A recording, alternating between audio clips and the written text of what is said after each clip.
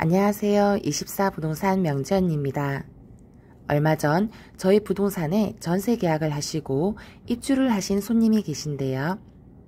이전에 세입자로 살던 아파트에서 장기수선 충당금을 돌려받지 못했다는 사실을 말씀하시면서 임대인에게 반환을 요구할 수 있는지 여쭤보셨습니다. 내용을 들어보니 이 임차인분은 장기수선 충당금이 관리비에 포함되어 나오다 보니 당연히 임차인인 자신이 지불해야 하는 줄 알았고, 이사 나올 때도 부동산이나 임대인이 장기수선 충당금 부분에 대해 언급 자체가 없었기에 그냥 지나쳤는데, 뒤늦게 임대인에게 돌려받을 수 있다는 사실을 안 지금은 이미 이사 나온 상태이기도 하고, 또 이사 나오기 얼마 전 해당 집주인도 바뀌었다 보니 누구에게 반환을 요구할 수 있을지도 모르겠다 하셨습니다. 이처럼 임대차 계약이 끝난 경우 임차인들은 장기수선 충당금 반환에 대해 제대로 알지 못해 큰 혼란을 겪는 일이 종종 있기에 명지언니가 정리해 보았습니다.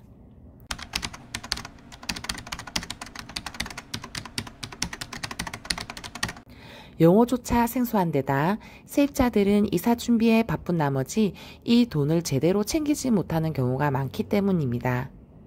그럼 이 생소한 용어 장기수선 충당금은 무엇일까요? 장기수선 충당금은 아파트나 주거용 오피스텔 등 공동주택의 주요시설을 보수하기 위해 적립해 놓은 비용을 말합니다. 공동으로 사용하는 배관이나 승강기 등 노후된 시설물을 수리 교체할 때 필요한 비용으로 공동주택관리법 제29조와 제30조에 따라 300가구 이상의 공동주택이거나 중앙집중식 난방방식 공동주택 승강기가 설치된 공동주택이 대상입니다. 원칙부터 말씀드리면 집주인이 납부해야 합니다.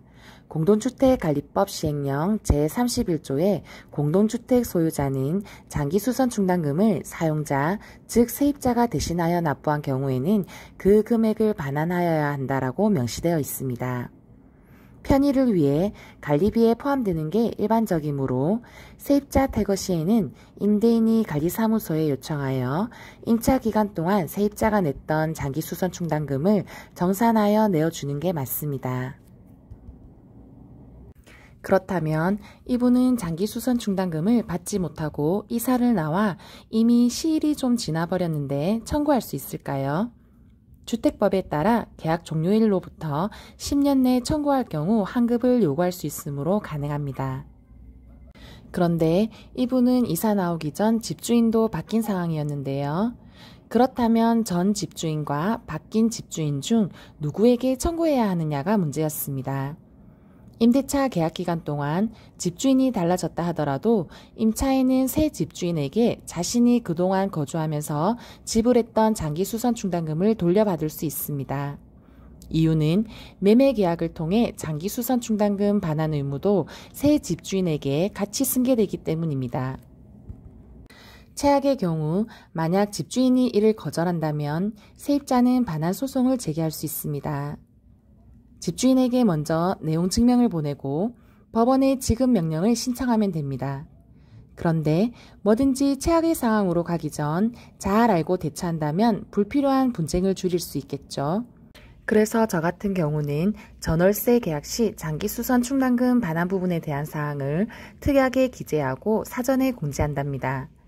임차인이 계약기간 동안 부담한 장기수선 충당금은 계약 만료 시 임대인이 정산하여 지급한다.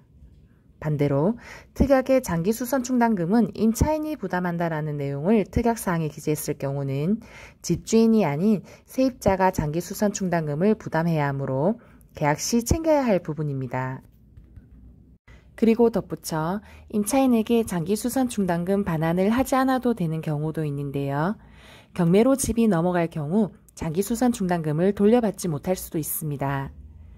경매로 아파트가 처분되면 기존 임대차 계약이 해지된 것으로 해석하기 때문에 경매로 바뀐 새 집주인에게 청구할 수 없게 됩니다. 물론 이전 집주인에게 반환을 청구할 수는 있지만 자산이 경매로 강제 매각되고 있는 채무자다 보니 돌려받기가 사실 어려운 경우가 대부분인 거죠.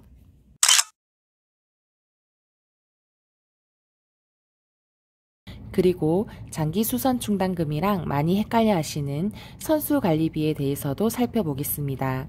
먼저 선수관리비는 세입자와는 해당되지 않는 사항으로 보통 아파트 분양을 받아 입주하거나 매매 거래를 해보신 분들이라면 한 번쯤 들어보셨을 겁니다. 선수관리비는 말 그대로 관리를 위해 미리 납부하게 되는 비용인데요.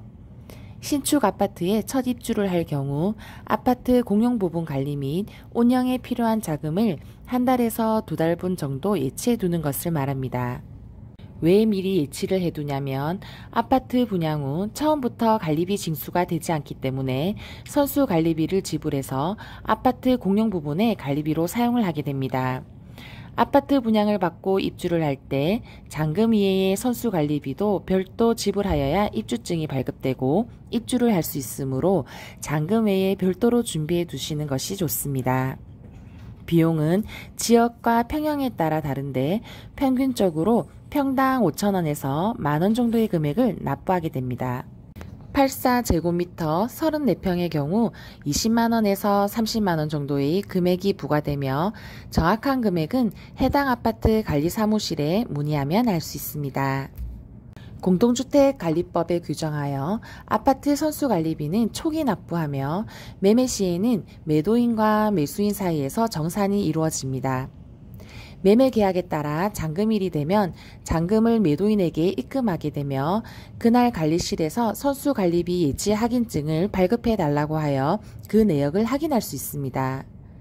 대부분은 공인중개사가 거래계약에 의해 잔금이 지불될 경우 이를 함께 이야기해주고 매수인으로 하여금 매도인에게 지불하고 있는데요.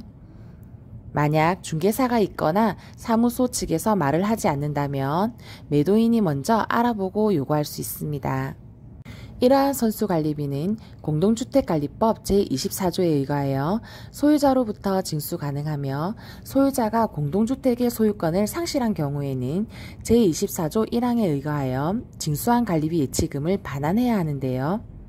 아파트 최초 소유자가 아파트 선수관리비를 관리사무소에 지불하고 난 뒤 매수인은 또 그 다음 매수인에게 계속 정산을 받아 나가다가 최종적으로 아파트가 매실되는 시점의 매수인은 관리사무소로부터 환불받아 나가는 것이 선수관리비입니다. 장기수선 충당금과 선수관리비, 별거 아닌 것 같지만 매매 거래나 전월세 계약 시 꼭 챙겨야 하는 부분이기도 하니 미리 알고 있다면 좋을 것 같습니다.